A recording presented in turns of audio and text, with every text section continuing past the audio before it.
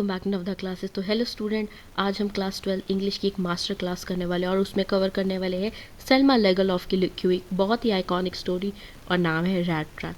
सबसे पहले मिलते हैं ऑथर से। सेल्मा लेगरलॉफ स्वीडन की रहने वाली थी और वो पहली फीमेल थी जिन्होंने नोबेल प्राइज़ इन लिटरेचर जीता।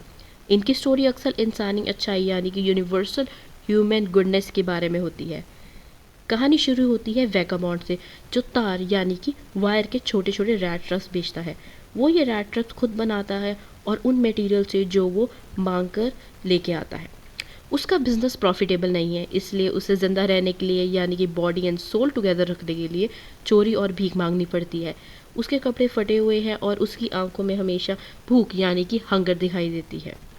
एक दिन चलते चलते उसके दिमाग में ख्याल आता है कि ये पूरी दुनिया जो हमारे चारों तरफ है, ये और कुछ नहीं बल्कि एक बड़ा रैट ट्रैप है। जैसे रैट ट्रैप में चीज़ या पोर्क रखा जाता है, वैसे ही दुनिया में हमें बैट्स यानी कि लालच देती है, जैसे रिचेस, शेल्टर और खाना। और जैसे ही कोई लालच में फंसा, ये रैट ट्रैप उसके ऊपर बंद हो जाता है। एक अंधेरी शाम को सड़क के किनारे एक छोटा सा ग्रे कॉटेज दिखता है। वो वहाँ दरवाज़ा खटखटाता है ताकि रात गुजारने के लिए पनाह मांग सके। वहाँ उसे एक बूढ़ा क्रॉफ्टर मिलता है जो अकेला रहता है। वो पैडलर को देख रहा कर खुश होता रहता है क्योंकि उसे बात करने के लिए कोई मिला। वो तुरंत उसके लिए पॉरेज बनाता है यानी कि खाना बनाता है। बातों ही बातों में क्रॉफ्टर उसे अपने 10 क्रोनर बिल्स यानी कि 30 क्रोनर दिखाता है। उसने अपनी काव का दूध बेचकर कमाए हैं और वो ये पैसे अपनी प्रॉस्पेरिटी प्रूफ करने के लिए दिखाता है। लेकिन पेडलर लालच में आ गया। अगले दिन वो वापस आता है, खिड़की का कांच तोड़ता है, वो 30 क्रोनर चुरा लेता है।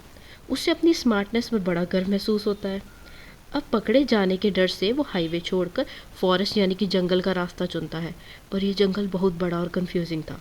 वो घंटों चलता रहता है, जंगल ख़त्म नहीं हुआ। उसे रियलाइज़ हुआ कि वो सिर्फ एक ही जगह पर गोल गोल घूम रहा है। तब उसे अपनी वही फ़िलॉसफी याद आई, now my own turn has come. उसे लगा कि 30 क्रोनर एक बेट था और ये जंगल उसके लिए इम्पेंट्रेबल प्रिजन बन गया है। जब वो हिम्मत हार चुका था, तब उसे हैमर के पीटने की आवाज़ आई। उसे लगा कि पास ही कुछ लोग हैं और वो अपनी बची कुची ताकत लगाकर उसे आवाज़ की दिशा में चल देता है। वो पहुंचता है रैम्सजो आयरन वर्क्स में। वहाँ वो सीधा भट्टी यानी कि फर्नेस के पास जाता है ताकि ठंड से बच सके। रात को फैक्ट्री का मालिक आयरन मास्टर इंस्पेक्शन के लिए आते हैं। वो पैडलर को ध्यान से देखते हैं।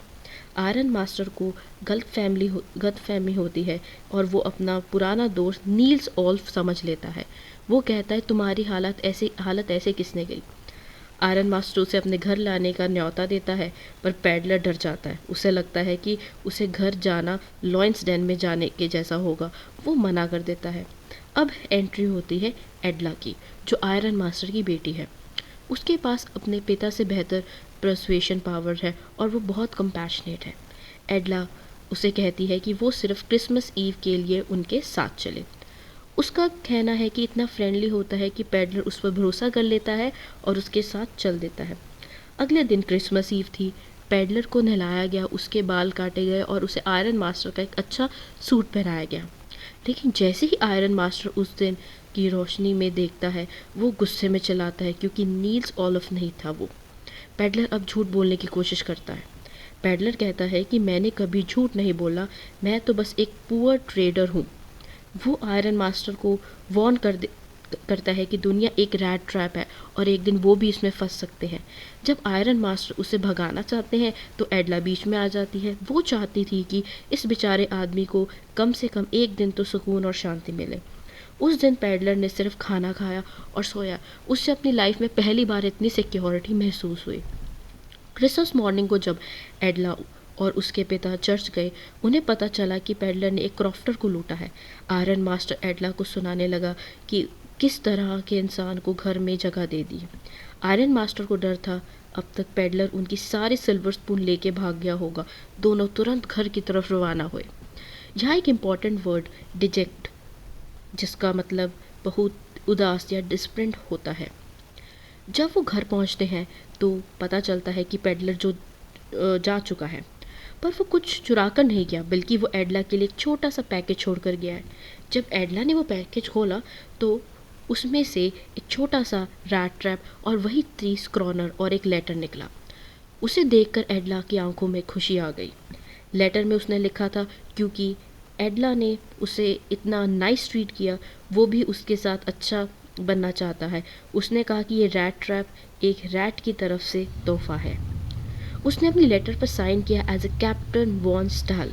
एडला सम्मान ने उसके एक कैप्टन की तरह बदल दिया था। स्टोरी का बदला बड़ा थीम है लोनीनेस। पैडर, कॉफ्टर और आयरन मास्टर सभी अकेलापन दूर करने के लिए एक्शंस लेते हैं। एक और थीम है ट्रांसफॉर्मेशन, यानी कि अंडरस्टैंडिंग और लव से किसी के की अंदर की अच्छाई जगाई जा सकती है।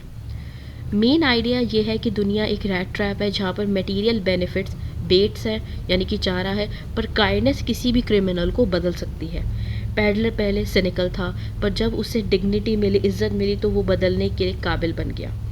एडला एम्पैथेटिक है और अपने फादर को चैलेंज करती है। वो क्रिश्चियन चैरिटी का परफेक्ट एग्जाम्पल है। बोर्ड एग्जाम के टिप। आयरन मास्टर की काइंडनेस सब्जेक्टिव थी, पर एडला की काइंडनेस ह्यूमैनिटी पर बेस्ड यानी कि ऑब्जेक्टिव थी। आंसर्स में वर्डली बेट्स, इम्पेरेटिव प्रिजन और एसेंशियल गुडनेस जैसे फ्रेजेस ज़रूर यूज़ करें। प्रीवियस ईयर क्वेश्चन में पेडलर ने कैप्टन का नाम से साइन क्यों किया, क्योंकि वो एडला की रिस्पेक्ट के लायक बन चुका था। इस तरह के जो क्वेश्चन हैं वो बहुत ज़्यादा इंपॉर्टेंट है और प्रीवियस ईयर बोर्ड एग्जाम में आ चुके हैं। जैसे दूसरा सवाल, क्रॉफ्टर टॉकेटिव क्यों था, क्योंकि वो अकेला था और उसे कंपनी चाहिए थी। थर्ड जो क्वेश्चन था उसके अंदर ये पूछा गया है, पेडलर ने खुद को कैसे डिफेंड किया। तो यहाँ पर जो मैं आंसर बता रही हूँ वो शॉर्ट 1 लाइन एक्सप्लेनेशन बता रही हूँ, जो आपको मेंशन करना ज़रूरी है। वैसे जो आजकल जो आपके क्वेश्चन है उसमें एटलीस्ट हाफ पेज, और जो बड़े वाले क्वेश्चन अलग 6 मार्क्स एंड बड़े वाले, उसके अंदर फुल पेज भरना बहुत ज़रूरी है। तो जो थर्ड क्वेश्चन है उसमें लिखा गया है, पेडलर ने खुद को डिफेंड कैसे किया। उसने कहा कि वो सिर्फ फैक्ट्री में रुकना चाहता था और उसने रैट ट्रैप का एग्जाम्पल दिया। फिर जो फोर्थ प्रीवियस ईयर क्वेश्चन जो ऑलरेडी बोर्ड एग्जाम में आ चुका है वो है, पेडलर ने एडला के लिए क्या छोड़ा। तो शॉर्ट में अगर हम बात करें, पेडलर ने एल्डा के लिए एक रैट ट्रैप और 30 क्रॉनर और एक लेटर छोड़ा, और वो पैसे वापस, ताकि वो उसके पैसे वापस कर सके। अच्छा, वर्ड मीनिंग्स की बात करें तो सबसे पहला जो वर्ड मीनिंग है वो है वैगाबॉन्ड। वैगाबॉन्ड कौन, वो जो वॉन्डरर, जो घूम रहा है। फिर आ जाता है दूसरा वर्ड मीनिंग जो है मोनोटोनियस, यानी कि बोरिंग, वही सेम चीज़ जिससे इंसान पक जाता है, उसको हम मोनोटोनियस बोलते हैं। फिर है इनक्रेडुअलिटी, मतलब किसी चीज़ पे विश्वास ना करना चाहना। फिर आता है हमारे और भी बहुत सारे वर्ड हैं, जैसे कि ट्रस्ट, यानी कि धीरे धीरे चलना। इनपेंट्रेबल, यानी कि जिसको आप तोड़ ना सको। प्रोमिनेंट, जो बहुत इंपॉर्टेंट है। डिजेक्टेड का मतलब है सैड। अच्छा, यहाँ पर सिंबल्स की बात करें तो रैट ट्रैप जो है सिंबल मटेरियल वर्ल्ड का है। बेट जो है वो रिचनेस और कंफर्ट का सिंबलिज्म है। फॉरेस्ट जो यहाँ पर रिप्रेजेंट किया था, कन्फ्यूज़न थी उसके, सिन यानी कि पाप के लिए। और जो क्रिसमस का त्यौहार आया था वो होप और रिडेम्पशन को सिंबलाइज करता है। तो अगर हम यहाँ की मॉरल वैल्यू की बात करें इस चैप्टर की, तो काइंडनेस ही बदलाव की चाबी है। कोई भी इंसान सुधर सकता है और उसको सुधारने के परे नहीं सुधार सकते हैं। ऐसा नहीं है कि वो सुधरने के परे नहीं है, आप उसको नहीं सुधार सकते। काइंडनेस के साथ आप सब बदल सकते हो। अगर हम लॉगरलॉफ के विज़न की बात करें, ऑथर इसे एक फेरी टेल की तरह देखती है जहाँ कंपैशन मिरेकल्स क्रिएट कर सकता है। और सबसे लास्ट में आइकॉनिक कोट जो है वो है पेडलर का iconic quote, the whole world is nothing but a big rat trap. Thank you.